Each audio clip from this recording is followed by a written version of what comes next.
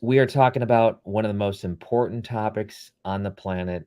You've had this happen before where someone you love has had a spouse die and you don't know what to do. And when I met Paula and she told me about her book, I said, we need to talk because as a former minister, I've had people in this situation many times. I've had family in this situation. Paula, how often do you encounter this type of situation? It's interesting, Kary. Now that I'm aware and work in the space and working with widow and people with grief, I encounter it all the time, everywhere. Oh my God. And Oh my God. it's so powerful because I feel like the people are just being sent to me. Yeah. It's like once you embrace this assignment that you feel like has been given to you, I'm positive that that's true. Yeah. So, Paula, you're in this amazing space, and I'm going to share your website with people. But let's get a little bit of background on you. Sure. How long have you been in this space? What do you do?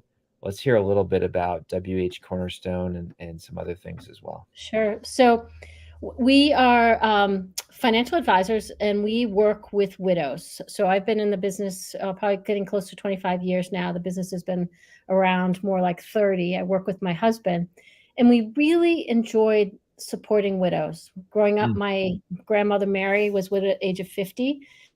My grandfather died a 50. year after I was born, so never knew him. So I saw this woman navigate life on her own for the next 25 years. And so that was always somebody, widowhood was a space I was comfortable with and understood, but never to the depth of when we started to work with people. And now, you know, I, I've been described as a fierce widow advocate Mm. by a group called the Widow Squad, and I just have learned the widow journal, I'm sorry, the widow journey so well that people actually usually ask me, "Have I been widowed?" And I'm like, "No, I haven't. I just understand the journey from a very deep aspect." That's powerful. I love this book. And by the way, we're relaunching it. It looks amazing. Aren't you happy with the way this looks? I'm thrilled that's one of the things that people put the book in their hand Yeah. and they're like, the feel of it just feels so great. And the cover of the widow journal is So good. beautiful. And then the grief journal is just as beautiful in a whole different way. But Yeah. people are just so drawn into the beauty and the sort of the peace that it gives you as soon as you put it in your hand. Well, let's talk about what this is going to be because we met through, was it Strategic Coach? Yep. There's Yeah. strategic coach. Yeah. And immediately I started hearing your heart and I said, "Oh my gosh, this is a resource." I think it's a brand match. We're igniting souls, but if Yeah. you care about people, which I know you do, but I'm talking to the public here. If the folks care about people, and I know they do, otherwise they wouldn't be listening. This is a resource that you can hand people. What is this going to do? This, it's interesting. I sent someone said, when people have no words, this book gives all the words that are needed. Ooh, And that's deep. we as humans struggle with what to say to someone when they're in grief. And Yes. I've gone through grief training. And one of the things they tell you is don't say, "Oh, I'm so sorry," because you are never going to be as sorry as the person who lost their loved one. So these words sound trite, they're just Mm, empty. And the other thing is when people say, "Oh, call me if you ever need anything." Well, the yeah. person grieving, they are not in the frame of mind to think of anything that they need. They're struggling. So this is a perfect gift to give to someone. Instead of just offering some words, give them something substantial. And also, this is a much better tool or gift than another casserole, Mm, because half people will tell you they throw away half the food. They can't eat. They can't get through it. The other thing is flowers. We all want to send flowers, and flowers are wonderful, but what flowers are often at the funeral or at the wake, and wow. then the flowers become a burden to keep alive when you're now Wow. dealing with someone who's died, and that is really difficult. So this is such a nice tool gift to leave behind for someone that they can pick up when they're ready. I And never one thought about that, by the way. really, You did something in my mind where I don't even think we try to do this, but when we buy somebody flowers when there was a funeral or now they have to see those flowers die. Yep. And it's And now another it's like, death. oh my gosh, I never thought of that. So Yeah. your book provides tools and resources and hope. What are people going to find when they purchase a copy? So initially, if people aren't thinking carefully, they think it's my journey as a widow, but I am not a widow. It is all about their journey. So this is not telling them what to do. This is offering some Mm, guidance. So some people, I've written it sort of the chronologically. So when you first are widowed, you find out you're suddenly single. And then you realize that when is this grief going to end? There's just no time frame for grief. mm. And then you're going to come through obstacles. And then I've gone through some chapters on faith and wisdom and gratitude, love, money. Wow. So kind of important topics that people need to deal with. You know, people often don't feel grateful when they've lost a loved one. Yeah. They don't think they'll ever love again. But love is in our hearts, gratitude's in our hearts, and it's, you know, trying to bring it out and find ways to help people do that. And then you get to a point where you're moving forward and you're sort of standing on your own 2 feet again. And so some people choose to do it chronologically, but one friend said, you know, as a 2-year out widow, I was gifted this book, and I immediately started to give it to a friend, thinking I was through my journey. And then I realized as I looked at it, I wasn't. So I kept it. Wow. And she said, I'm going to read you here. It was page 99. She just opened it, and random it said, "Do not think of me as gone. I am with you still in each new dawn." Native American poem. And they're quotes. So they're quotes that are going to get you at different points. And some quotes won't speak to people, but other quotes like that one, she picked it up and she didn't stop journaling from that point. She just would randomly say, "This quote speaks to me today," and she would journal on what that was in her heart at that moment. So people look at it all different ways. And then there are people who say, "I don't journal." I said, "That's okay. You can still read it. You can still read a quote and ponder it. You don't have to write about it." And I think that's what's really important is you can use this any way you want. And, you know, it's just to help you get out of your head. Yes. You know, and back into your heart at a time when you just don't know where to turn and navigate. And this is a way to process emotions, which I think is so important. We just had some more people join us. Welcome. We're talking about grief. We're talking about this widow's journal. And I think you are onto something, Paula. I think that writing is healing. In my own journey, as I think about my own life, I was stuck in depression at certain points in my life, and what got me out of it was poetry and journaling. You look at even King David. Yeah, you look at King David in the scriptures. He's the whole Psalms are his grief, essentially. So I think this is really powerful. And then you have this other book. Let's go to this other book too. You're a multi-author, which is pretty cool. Yeah. I don't think we've ever had a launch where we've had a book on each side, the left and the right at the top. I love it. I love being the first. Yeah. So let's get to you here. What is this other book about? So many people would say, "Oh, I'm not a widow," but this would be really great for my friend who lost her sister. This would be really great for someone who lost a parent. And then a friend said, "This would be great for someone who's lost their identity." You know, I have a friend who's going through cancer right now, and she doesn't know who she is. And this is a wonderful way to say, wow, what have I lost? You know, I'm grieving. And so this is a way to capture feelings that way. This is great for, you know, a lot of people have identity loss when they go into retirement, especially if they had a really big job, interacted with a lot of people. So this is a tool for that. And, you know, a friend who encouraged me, my friend Sherry, who encouraged me to really do this second version, she's like, I can even see someone giving this to someone who lost a pet. Pets are so much like family members that there's a lot of grief in losing a pet. Yeah. So this is, you know, and actually interesting, Kary, I was at a widows conference a couple months ago, and I had both of these with me. And a widow, there's all widows there. And she says, I want to buy the grief one for my friend who's a recent widow. And I said, oh, you don't want the widow one? And she said, no, she's not ready to embrace the word widow yet. Wow. That was really, really struck me. So this Yes. is also good for someone who is a widow too. I think that's so powerful, and I'm glad that you did this second version. This one came out 2 years later. Yep. Yep. So you just seeing through life other forms of grief. I'm so glad you mentioned the job thing because that is so true.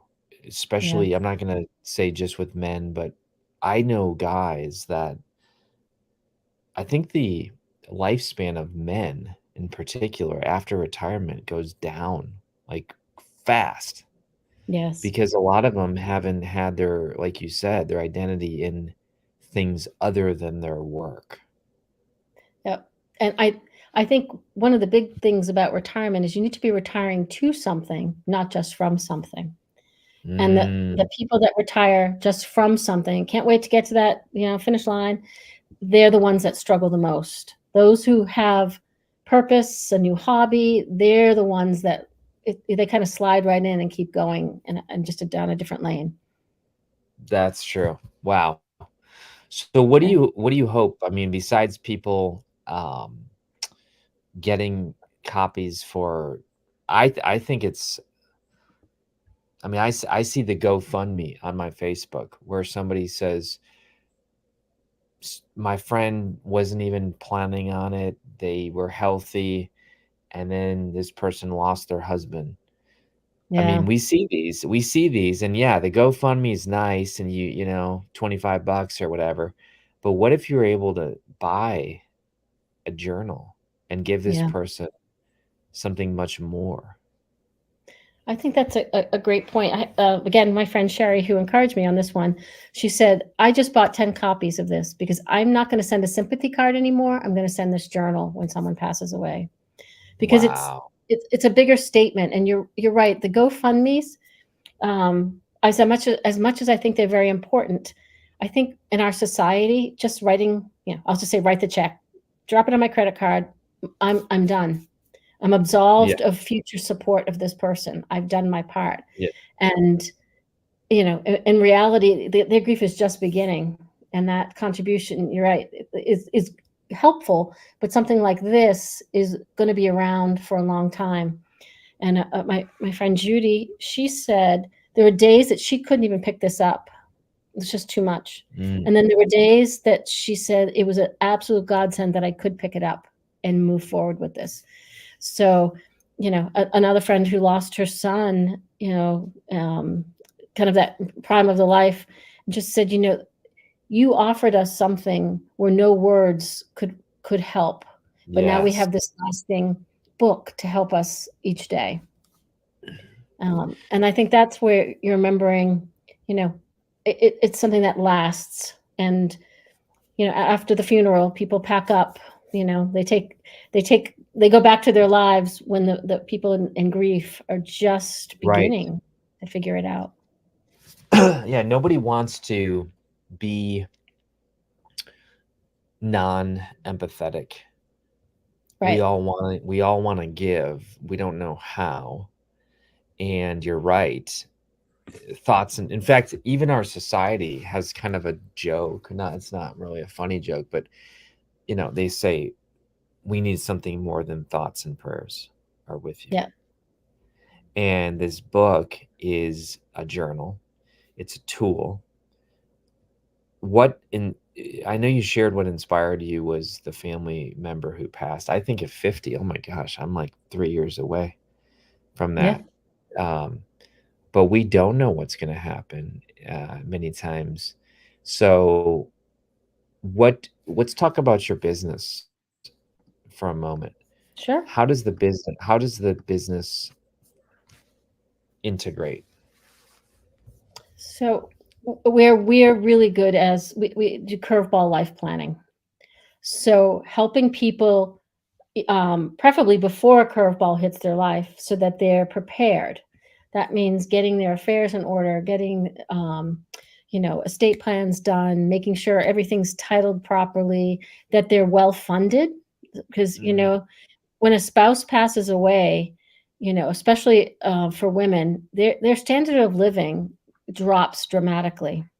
Wow. Especially stereotypically, men have been the larger um, breadwinners. And so to lose that salary and then have to still raise a family off of either, hopefully there was life insurance, or if it's Social Security. But people often forget, if you're living off Social Security and your spouse dies, you only get to keep one of the Social Securities. You don't get double, but your expenses don't really go in half. So there's just a lot of things. So we step in to help people beforehand, and then we also step in after to help people rebuild their lives so that they can figure out how they want to live their sort of second act, how they want to keep moving forward. And we do our best work with people. You'll understand this phrase: people who believe their big futures are bigger than their past. Yes. And even in such a tragic situation, you still can have a bigger future. It's a choice. Yes. I'm not saying it's easy, but you still have a choice to say, I'm going to go on living. And I think we are very good at trying to help people do that. So we do our best work with people who can resonate with that. We're not going to do our best work if someone's going to be stuck and can't move forward. Well, I love this because, number one, I've never heard the term curveball planning, and Yep. I see that you've TM'd that. That's pretty cool. Yep. So you've just recognized the pattern so much that you said we're going to just help people. Yep, exactly. And it's some of the most rewarding work we do, helping people rebuild after the loss of their spouse, and helping make sure that they're protected and their next generation's protected as much as we can. We do really good work with people. There was a business involved. They were running a business, and how do we sort through that? Being small business owners ourselves, we're really good at being able to understand what to do and help guide on that journey. So we just curveball life planning is everything. It's just so important because curveballs come in, they come, it can be death, it can be a job loss, it can be an illness. We had a client years ago who had stopped working, was going back to work, and she got brain cancer, and then ended up spending 2/3 of her life savings on experimental drugs, and even had to move to near a hospital in Florida to try to continue to extend her life. And unfortunately, she did die from that brain cancer. So, how do you be prepared for something like this? And at the time, her husband was living on Social Security disability. So there was, to lose that much money, it was heartbreaking. And it's really hard. So really trying to help people understand that some form of a curveball is going to come along. It could be big, it could be little, but really being prepared for it is just key. I want to encourage people to subscribe because look at these articles. I mean, you're talking about things that a personal board of directors, oh my gosh, Yep. Going paperless at any age, fire up your new year. Like, this is super practical, being a caregiver, charitable distributions, summer books. I love where you're going with all this. So what do you see as the big vision behind WH Cornerstone? I mean, obviously you got your books, you're helping people with the grief, you got the curveball planning. What's your big MTP, massive transformative purpose? We're here to help people build wealth and live the life that they want to lead, and we really like to do generational wealth building. So helping people make thoughtful decisions for their lifetime and for those behind them. So, having those tools and strategies, it's all about creation. We definitely enjoy being in the creation stage of wealth and just the distribution stage. That's It's cool. an important stage too, but it's really neat. We had a client pass away this summer, and his 6 kids inherited, and we are working with 5 of them. Like, That's powerful. And it was all on the recommendation of dad always said how much he admired you, and it's like now to help them build their legacy too is just really powerful. There's just so many layers. We are not your average financial planner. We are definitely to take the time to dive into issues like this. Oh yeah. Most grief is not something. We're not just going to stuff the box of Kleenex at you. It's like, Right.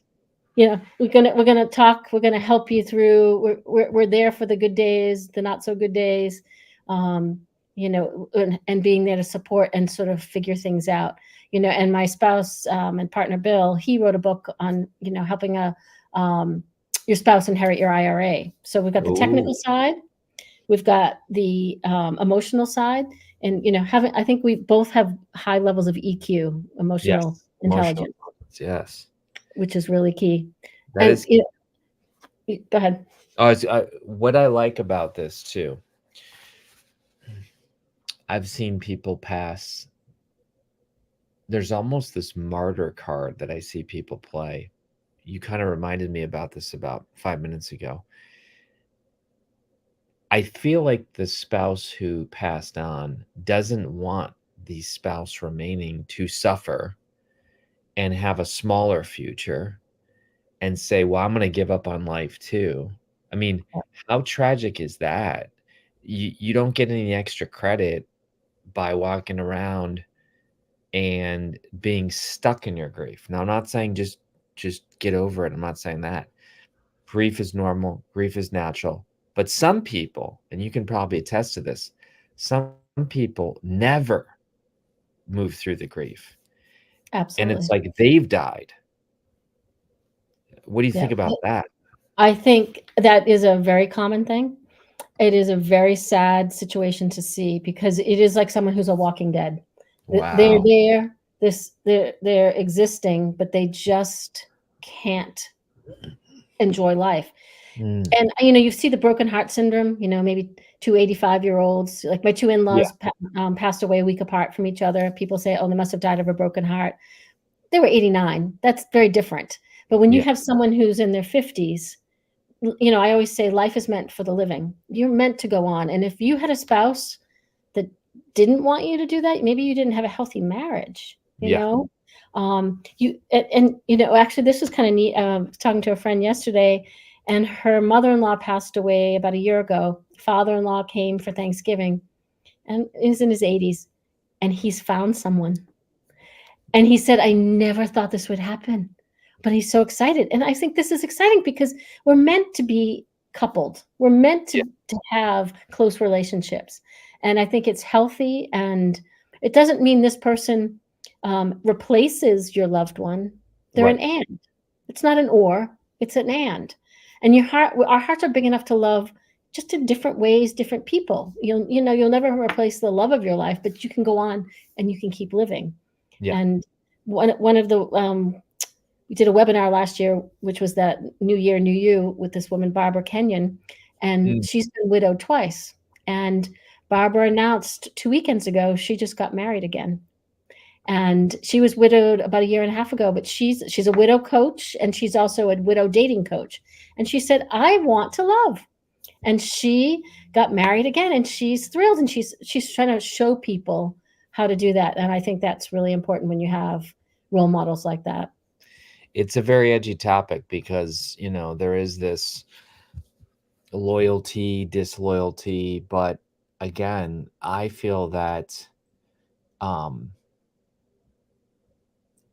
when I pass, it's not if for any of us, last time I checked, but when I pass, I want everyone I leave behind to reach for bigger, better things. Like, again, I think it's a sad thing just to be like, well, everyone all just stops living. I agree. Um, Yeah, I'm just going to offer. So next week is National Grief Awareness Week. okay. And I'm participating in a program which is called Healing Together Through the Holidays with a woman named Samantha Ruth.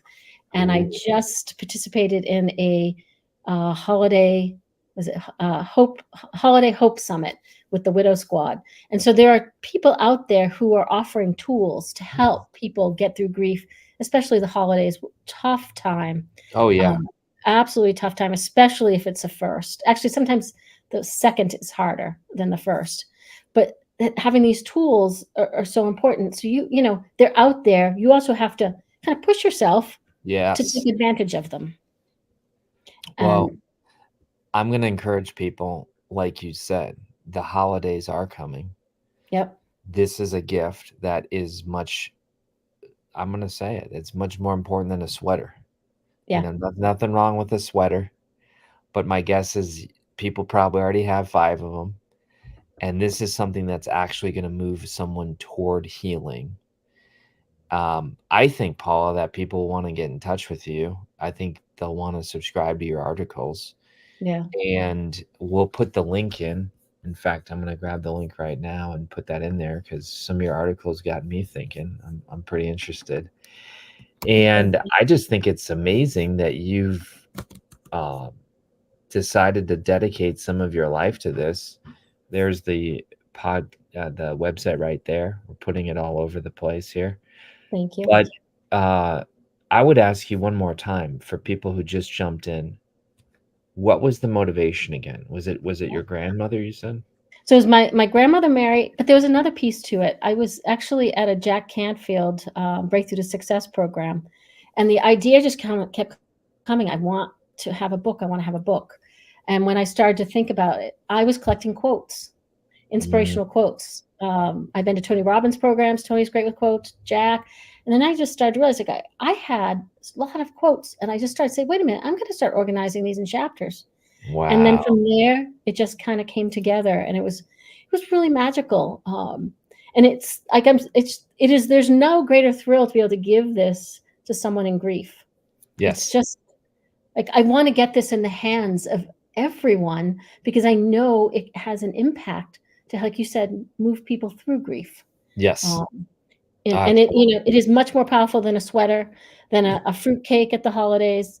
And as I say, flowers are responsibility that you're going to have to take care of as they die.